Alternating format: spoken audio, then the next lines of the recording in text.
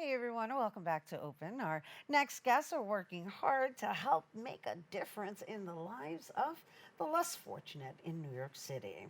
Their organization, Lady Bosses, hopes to break its own record this year with providing support to more than 100 men, women, and children who reside in New York City shelters with their annual Feed and Clothe the Community event. And here to share more, please welcome Lady Bosses co-founders Krystle, Gladden, and Francine Johnson. Hello and welcome. Hello. Thank you for having us. Well, thank you for being here. I know there's a third person to your party. Yes. Rhina Johnson.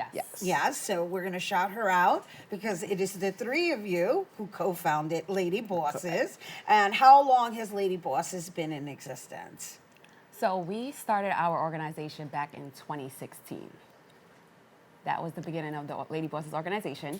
And how we actually all went to high school together. So we knew each other prior to starting this organization. And it started from, okay, let me backtrack a little bit. Okay. So give you guys the full history. Yeah. So after leaving high school, we kind of got back together and we started hosting different events such as cookouts, where we came together and we brought our community together. So right. It was always about pretty much having a good time and assuring that our friends and our families were surrounded by us and having a good time with us. So that's kind of how we got back together after high school.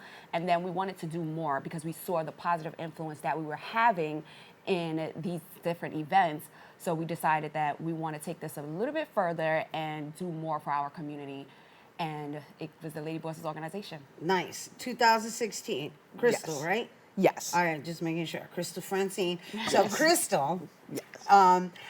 she just said, you established this in 2016. It was a means of coming together, Yes.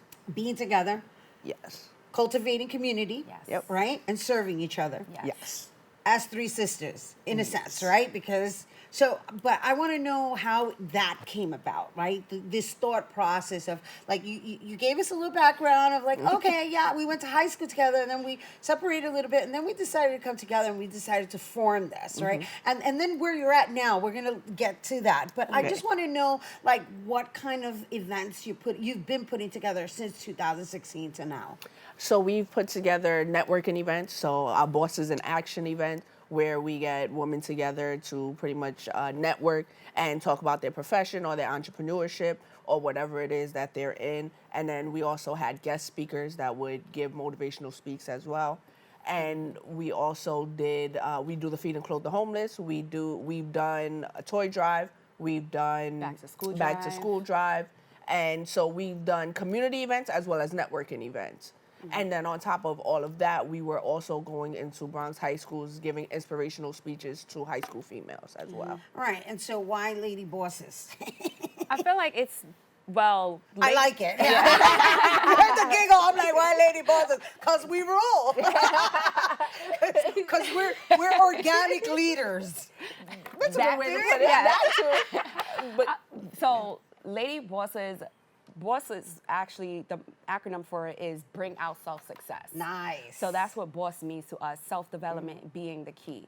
So I do feel like our organization is something that we have been guided to do.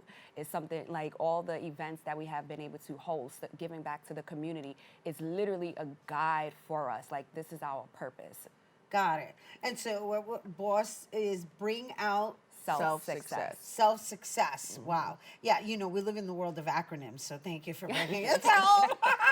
Now, how has that been formulating all of this together as a unit, the three of you? Oh, well, today we have two of you, but just in your sisterhood, in the way, like, you've, I guess, assigned each other's roles, right? Because I want to say one has to be, like, more of the coordinator, the other one has to be the creator, the other one has to be the correspondent. So how do you divvy that up, and how has that been formulating it? So there's pros and cons to it. I can honestly say that. So a big pro to it is that we were best friends before we started it. So we work very well together. We coordinate very well together. And it's also a con because we're all one and the same, honestly speaking. Her and Irania, they're twins. So, yes, they're twin sisters. Oh, that you feel that part. Yes. So how are do I twins. know we're with Francine? No. Let me give an I'm ID. teasing. So a lot of times we're one and the same, like I said, and we think alike. So that can be a con because, you know, you want fresh ideas, you want new ideas, you want different perspectives. But it's definitely a pro because we're best friends. Sometimes we do think differently. And because we started out as friends before business partners, it's easy for us to talk through things and to understand each other and to come to common grounds about a lot. We don't agree on everything, which is a good thing as well. So it's been a great experience, honestly, working, you know, with your best friends in business. Yeah, I would imagine so. It's a nice way of like holding each other Yes. and building Yep. together, right? Yes. And making a difference because what you've chosen to really focus on with the homelessness is a big issue we have Yes. in New York. I mean, I'm reading statistics here, and there's like about 86,000 homeless Yep. people in NYC with a total of 24,000 sleeping in shelters Yep. each night. So, how did you come upon this particular mission? That's a great question. Oh, sorry. That's a great question. So I feel, well, we did many events, right? We did like the back to school drive, we did the toy drive. But in doing this specific service, it was really like meaningful because we are born and raised in the Bronx. So Right. just to be able to support these families with essential needs was really important. And this is our 4th year in doing so. And not only being able to do that, but when we host these events, we get to bring our community together to help us to give back to the community. So it's a big community event and we get a lot of people involved. So I think is the passion and the purpose behind doing this event that's so meaningful. So, what is your goal in I guess, succeeding what you did last year? Providing to more families, that's really where the success lies, being able to provide to more families, seeing the smiles on their face when we take them the clothing, when we take them the food, because a lot of these shelters, they allow us to meet the residents and give it to them ourselves versus just giving it to an administration person and them handing it out. So they know that it's someone working to put these things together for them, and then when they receive it, just seeing the joy in their face, seeing how happy they are, how thankful they are, how grateful they are of us doing this for them. And that's really what keeps us going, Yes. just to see the smiles year after year, and also to provide to more families and shelters as well. And so, how many people get involved in this particular event? Like, I mean, obviously, there's people who make donations. So, actually, as a matter of fact, why don't you walk us through what that process is? Yes, sure. So it is a process, right? We have to start with, you know, brainstorming where we're going to do it, finding a location. Shout out to the DeBar Church in the Bronx for allowing us to host it there this year. And then we have to get people that want to volunteer, right? Because we get so many different donations. So we also have to take time to pick up the different items from people that cannot meet us during the day of the event. Then we have to, you know, from the U-Haul, bringing it to the church, then having volunteers there to help us separate all the different items, bag them up, call the different shelters, partner with the different shelters, find the time to meet them, and then travel over there, have the residents come out, hand out the items. So it is a bit of a process, but it's a good process. Okay, so just because you mentioned the U-Haul, right? Yeah. And this is the perfect time of the year to purge, right? And then there's items that have never been worn, they have tags on them. Yes. Could we make arrangements to have stuff picked up? Yeah, Yes, absolutely. definitely. Yeah. All right. Yeah. Yeah. I just put that on the table because I'm like, hey, you know, like I would love to offer it to somebody I'm familiar with versus just putting it in a what do you call that? A donation. A donation. box. Sorry. Yeah, Right. sure. Yeah. Absolutely. We Yeah. You no have all problem. of our information. You can definitely reach out, let us know when would be the best time to pick it up, and we'll come and do a pickup. And right now we're housing them in a storage unit where we'll keep them till the day of. Yeah. Now that's me asking personally, but for if anybody who's watching is interested, how would they go about doing so? They can reach out to us on our Instagram at _LadyBosses. They can also reach out to any of us individually on our Instagrams, which they can find through at _LadyBosses. And they can also, you know, give us a call as well. And so, if somebody wanted to volunteer, because I'm going to assume you need a lot of help too, Yes. right? Yes. So, I mean, if you're actually housing, clothing and providing for like hundreds of men and women, Yes. that's like an all-day event of is. distribution, Yes. right? Yes. And I would imagine you have to like put them on display in a certain way. Is that how it's done? Like, do they get to go shopping?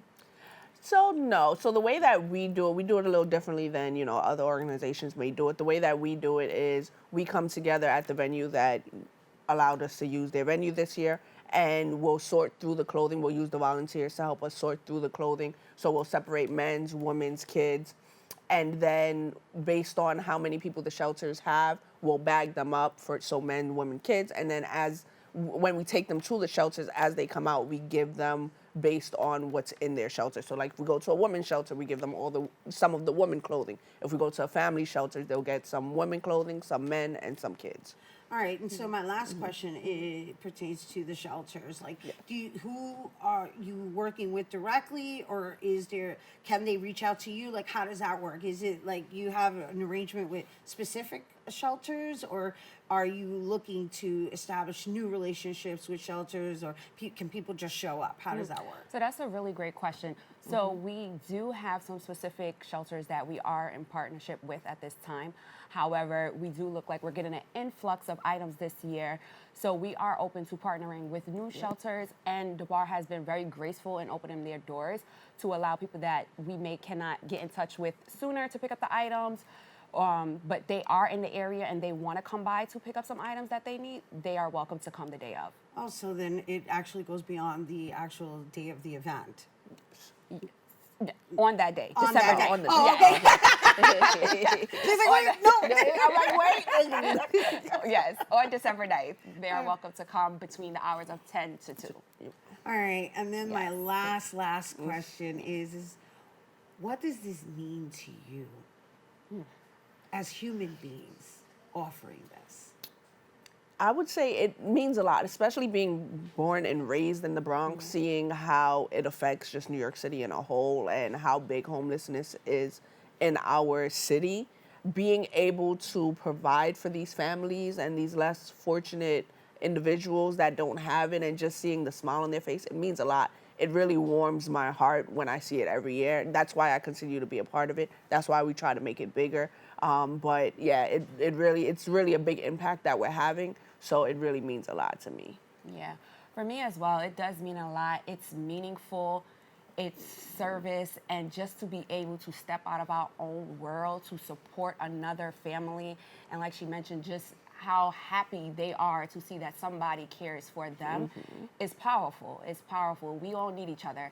So I'm always happy to be able to service anybody that needs that help, however I can help them. Awesome. Or should I say, we can help them. Yes, collectively. Love it. I love it. Thank you so much for bringing it here, ladies. Once again, Krystle Gladden and Francine Johnson, Lady Bosses, co-founders. And once again, the Lady Bosses annual Feed and Clothe the community event is set to take place Saturday, December 9th from 10 a.m. to 2 p.m. at the Bar Church, which is located at 4581 Park Avenue in the Bronx. For more information, you can visit their Instagram at _Lady Bosses. All right, stay tuned. More open when we return.